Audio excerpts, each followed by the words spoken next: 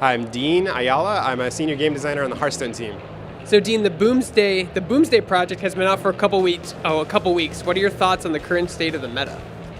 I would say it's pretty good right now. I mean, it's pretty normal for a couple weeks into the expansion. There's still a lot of experimentation going on.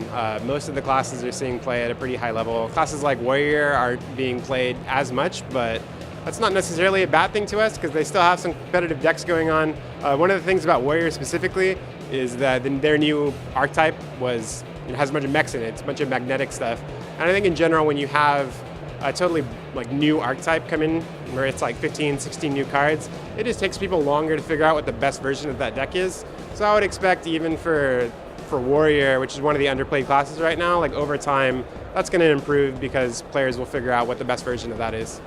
Are there any deck types in particular that that have taken you by surprise in terms of how widely they've been played?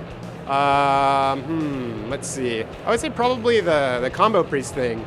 People have been playing a bunch of Stone Tusk Boar, combo priest where you're doubling the health of your Stone Tusk Boar, and then flipping it, and then doing 64 damage. We knew that deck was going to exist, but we thought it was pretty weak. And usually when decks are very weak, they tend to be not played very much. But I think some of the excitement around watching, people on Twitch trying to pull off these combos, and I think someone made a simulator in Game Maker about practicing the combo not in game, which I thought was pretty funny. So I think a lot of the excitement around just doing something crazy, the popularity of that deck, I think caught me off guard a little bit, but it's good when people are excited about something, even if it's when people are playing a deck that's not powerful just because they think it's fun to play. That's pretty cool. You're showing off the new puzzle lab here at Gamescom. Can you describe this new single player content?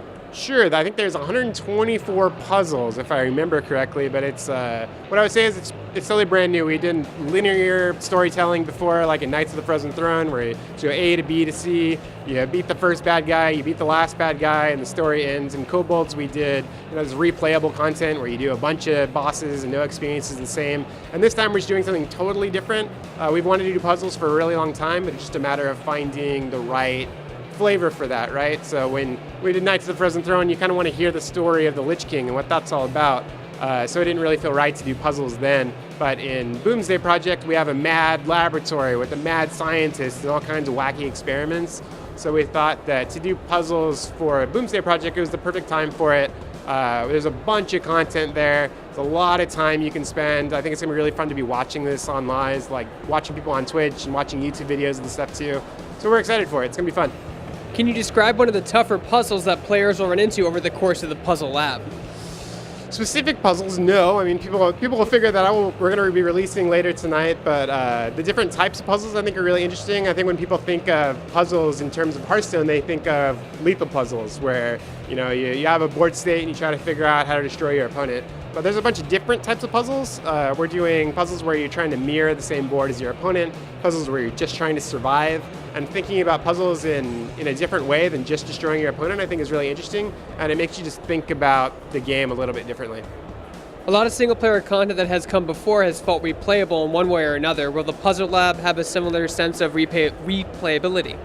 I think the idea with puzzle mode was not to have a very highly replayable experience. I think it's the same thing for when we did the adventure for Naxxramas, when we did Knights of the Frozen Throne, where there's a linear storyline. I think the idea there wasn't that you would play through the same story lots of times, but that's okay. It's a totally different experience. What we really want when we release single player is that there's just a ton of content there. There's hours and hours and hours and hours of gameplay, and I think that the individual puzzles themselves, maybe once you figure them out, you might not go back to them, or maybe you do go back to them a couple times, but there's a lot of content there. There's over 100 puzzles. There's some that are extremely challenging, even for some of our best players on the team.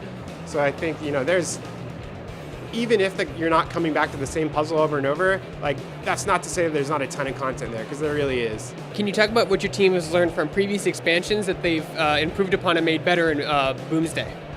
Sure, I think one of the lessons that we learn is we're always trying to make cards that contribute to new archetypes of play. So, I mean, it's one thing, it's if you have, say, Control Warrior, it's not enough to say, okay, let's make some new cards, and people will put these new cards in Control Warrior, because at the end of the day, it kind of feels like, okay, there's these new cards, but it's the same deck, it's the same strategy, same sort of thing. So we try to make a lot of cards nowadays with every set that are really introducing, completely new archetypes and building on old archetypes as well.